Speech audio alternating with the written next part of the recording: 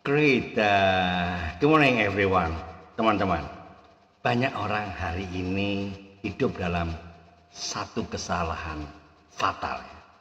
Mereka sibuk mengejar apa yang tidak mereka miliki. Ya, dan itu normal, sepertinya normal. Tapi mengabaikan apa yang sudah ada di tangan mereka. Kita sampai-sampai setiap hari berdoa, Tuhan beri aku ini, beri aku itu. Padahal Tuhan mungkin berkata, aku sudah beri, tapi kamu tidak menghargai. Ini masalah besar. Kita tidak kekurangan, tapi ternyata kita yang tidak bersyukur. Alright, teman-teman, hari ini temanya adalah wanting what you already have. Mengingini yang sudah dimiliki. Loh, kok begitu? Mari kita bedah baik-baik ya, teman-teman. Ada seseorang pria yang ingin menjual rumahnya karena pria itu merasa rumahnya biasa saja, kurang menarik. Karena dia merasa rumah biasa ya, kurang menarik. Dia minta temannya, agen properti yang membuatkan iklan ya.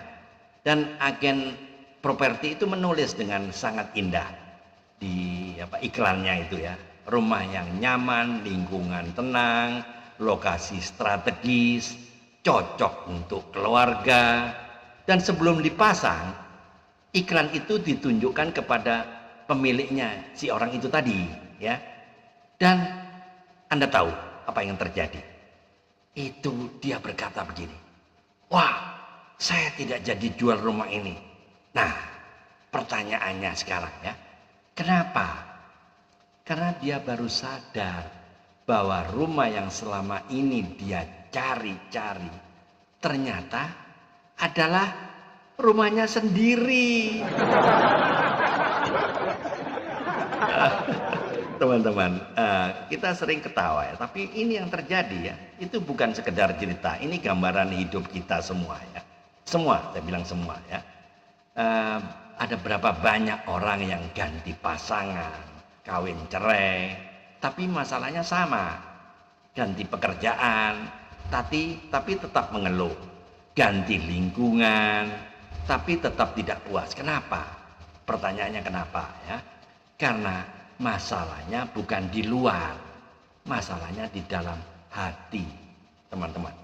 Kita pikir kebahagiaan ada di tempat lain, padahal Tuhan sudah taruh di dalam hidup setiap kita, teman-teman. Filipi 4 ayat 11 dikatakan ya, aku telah belajar mencukupkan diri dalam segala keadaan. Perhatikan baik-baik ya, perhatikan saya ke depan. Halo.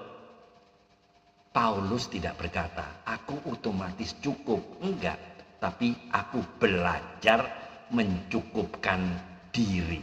Artinya apa? Kepuasan itu bukan keadaan, kepuasan itu keputusan. Kalau tidak belajar, kita akan terus merasa kurang, dan kurang. Meskipun sudah diberi banyak, teman-teman. Lihat Hawa, ya, masih ingat Hawa, ya, manusia yang di Taman Eden ya. Dia hidup di Taman Eden ya, semua orang tahu ya. Tidak kekurangan apa-apa, nggak ada yang kurang. Tapi satu hal yang tidak dia miliki, itulah yang dia inginkan. Dan akibatnya apa? Dia kehilangan semuanya. Bandingkan dengan Rasul Paulus, di penjara, dianiaya, ya. Dia serba kekurangan, tapi dia berkata apa? Aku cukup. Yang satu punya segalanya, tapi merasa kurang. Yang satu tidak punya apa-apa, tapi merasa cukup. Masalahnya bukan keadaan, masalahnya hati. Jadi teman-teman, kita sering berkata ya, kalau saya punya ini, saya pasti bahagia. Ya enggak? Itu salah. Kalau hati tidak berubah, punya apapun tetap tidak puas. Kita fokus pada yang belum ada dan lupa menghargai yang sudah Tuhan berikan. Kita iri ke atas, tapi lupa melihat ke bawah. Ini penyakit rohani yang serius. Teman-teman, dengar baik-baik. Halo. Jangan sampai kita kehilangan sesuatu baru sadar itu berharga. Kita menangis untuk sesuatu yang dulu kita anggap biasa. Kita mencari apa yang sebenarnya tidak pernah hilang. Banyak orang terlambat sadar. Jadi pesan moralnya, kepuasan sejati bukan berasal dari apa yang kita miliki, tetapi dari hati yang bersyukur atas apa yang Tuhan sudah berikan. Orang yang tidak bersyukur akan selalu merasa kurang, dan kurang. Tetapi orang yang bersyukur akan selalu merasa cukup. Teman-teman, jadi closing statementnya, berhentilah mengejar yang jauh. Mulailah menghargai yang dekat. Karena bisa jadi yang Anda cari selama ini sudah ada di dalam hidup Anda. Jadi tolong jawab pertanyaan saya dengan jujur ya. 1. Apa yang selama ini Anda keluhkan? Apakah itu sebenarnya adalah berkat Tuhan dalam hidup Anda? 2. Apakah Anda sedang mengejar sesuatu yang sebenarnya sudah Tuhan berikan, tapi ternyata Anda abaikan? Tolong jawab jujur dan renungan jawaban Anda baik-baik. Teman-teman, contentment is not having everything, but appreciating everything you have.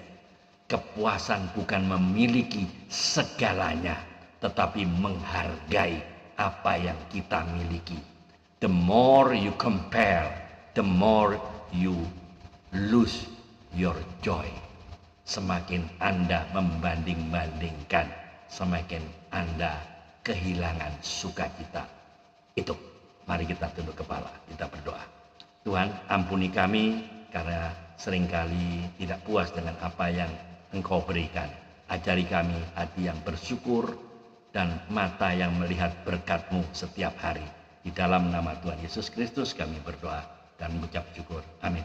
Teman-teman, jika konten video ini memberkati Anda, silakan dibagikan kepada teman-teman lain. Saya berharap Anda akan berubah dan Anda akan bertobat dan Anda akan selalu bersyukur.